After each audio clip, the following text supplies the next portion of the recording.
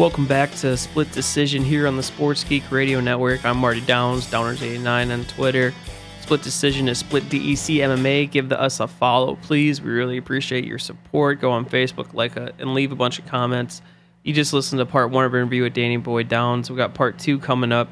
Just to recap what we've been talking about, we talked about the Ultimate Fighter franchise as a whole, how he felt about the live format, how he felt about Chess as a winner, and now we're talking about more of the current UFC headlines, recent injuries, what goes into it, and just the overall, training and what makes a UFC fighter go. So here's part 2 of our interview. Enjoy. I've heard people talk. Are those sparring sessions? There's sometimes more. Is it true that they're sometimes tougher than the fights? Oh, absolutely. Because what's a fight? It's either 3 or 5 rounds. You're going to go, you do your 5-minute, 1-minute rest, 5-1. But, when we spar in the gym and stuff, sometimes we'll go 10 rounds. And the other thing, too, is they don't realize, fight week, for the most part, you're just kind of, sharpening your sword. You're just kind of honing certain techniques. You're hitting pads a little bit. Maybe you get a little jog in, depending on what your weight is. All right? You're pretty much trying to conserve, taper down. All right? When you realize, we used to do Friday sparrings, so that would be maybe my probably 13th workout of the week would be 5 rounds of sparring that Friday night. Well, you're already worn down. That's when a lot of things happen too. So you're wearing yourself down, and then you have a hard sparring session. It doesn't take that much to mess something up. No doubt. And we got a couple minutes left here. I want to touch on a couple more things. I'm not sure if we're gonna have you on, when we're gonna have you on again. So just looking at next couple title fights, Anderson Silva, Chael Sonnen 2. Who do you like in that one? I know that maybe you don't want to give out your picks beforehand because you can go to UFC.com, the day of weigh-ins or the day of the fight card to see it. But who do you like in that fight? I know a lot of people are sleeping on Sonnen after that Bisping fight. And they said, "Oh, you couldn't get Bisping on," things like that, but. The thing with that Bisping fight, it made me kind of question Sonnen's ability to win, but not because of the takedowns, but again because he still makes mistakes on the ground. That's what cost him, in his title fight. He put his arm there, he just got, a basic kind of setup for a triangle choke. He got it.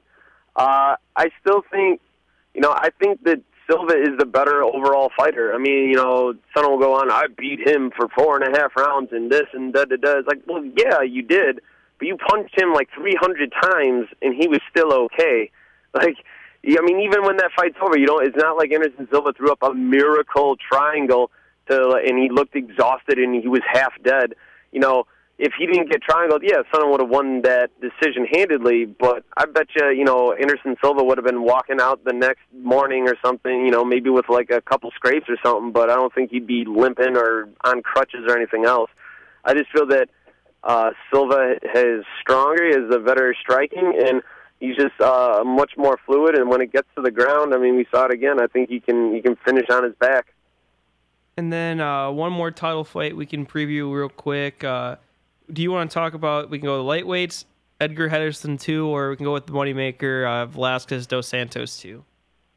We'll go with Velasquez Dos Santos. We'll go with the heavyweights. Is Dos Santos just unstoppable right now in the heavyweight division, or do you think it was kind of just Velasquez can give him a much tougher fight than the first one, and it was just kind of a punch that dropped him?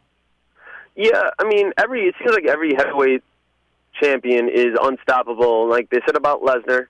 And then when Lesnar lost, said the same thing about Shane Conway. He's unstoppable. No one will ever touch him ever. And then, Dos Santos wins, and now no one can touch him. And Cain Velasquez was the same thing. I won't say Dos Santos is untouchable, but I still feel like he has the advantage in this fight. Obviously everyone talks about his boxing, and I think Velasquez has, not as good at boxing, but he's still a confident striker, and I think he's a little bit faster, probably a little more athletic than Dos Santos. But it's just that it's that power difference. Yeah, not to say that Velasquez doesn't have power, but I feel that Dos Santos has that single shot, will put you out ability, and I think he can do that to Velasquez, and Velasquez can't do that to Dos Santos. I think that's going to be the difference. I think Cain will do much better than he did in their first go around, but I still have JDS taking the win. Are you trying to say that Tim Sylvia and Andrei Arlovsky aren't unstoppable? Yeah. Well, I forgot the Adonis that is Tim Sylvia. He's the one to fight with a broken arm. All right. Remember when they were the two best heavyweights bar none in the UFC? Yeah, that was the thing. Well, how many times they fought? Like 3 times. I think like oh 7. man, I can't wait to see that Arlovsky-Sylvia match again.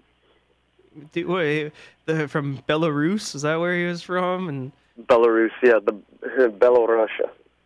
what? How far they've come, and I guess okay, we got a minute left here. We can try to gain some traffic towards your Tumblr where you like to review some beer. So why don't we try to bring in that expertise here?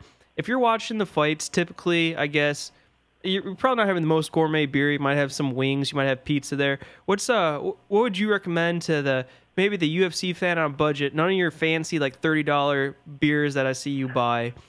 What would you recommend to a UFC fan who wants a nice beer to pair with his wings or pizza to watch the fights? All right, a nice kind of like shift. It's by a New Belgium brewery in Fort Collins, Colorado. Still a nice pale lager, but it's all malt. They don't use any adjuncts like fillers like rice and corn that you get in kind of like your Buds and your Millers. But it's a nice, easy drink beer. It goes with your pizza and wings. It's not super alcoholic, so you'll be able to slam down a few of them without passing out before the main event. There we go. I think they might want. What if they said, "Hey, Danny, I want some of the hard stuff. What if I go with the Mad Dog? We know your affinity for it, but what's your favorite flavor?" Oh yeah, well, if you're taking the Mad Dog, my go-to is the Bling Bling Blue Raspberry. That stuff's gross, man.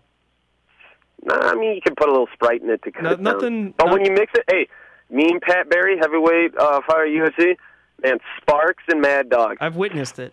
It's ridiculous. In yeah, buckets. It's something to behold. Buckets. Good old brewskis. Yep. Oh, memories. Wow. All right. So why don't you just hype out your Twitter, your blogs, your Tumblr. So in case anybody else hates America and they want to get in connection with you, how would they do that?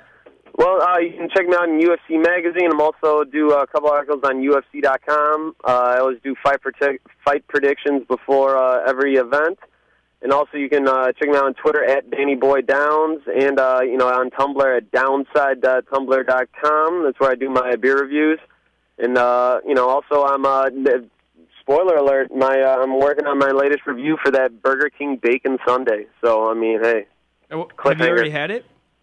Pardon? No, I'm actually getting it today. So okay, because I was going to say it's you survived. on my to-do list. Bacon Sundae. Who knows if you even get the chance to write the article after digesting that? That's true. If I don't make it, you can blame Burger King. You have to do one of those. You have to do a video diary, kind of like Blair Witch Project. Just, I'm so scared. So scared. What's happening to me?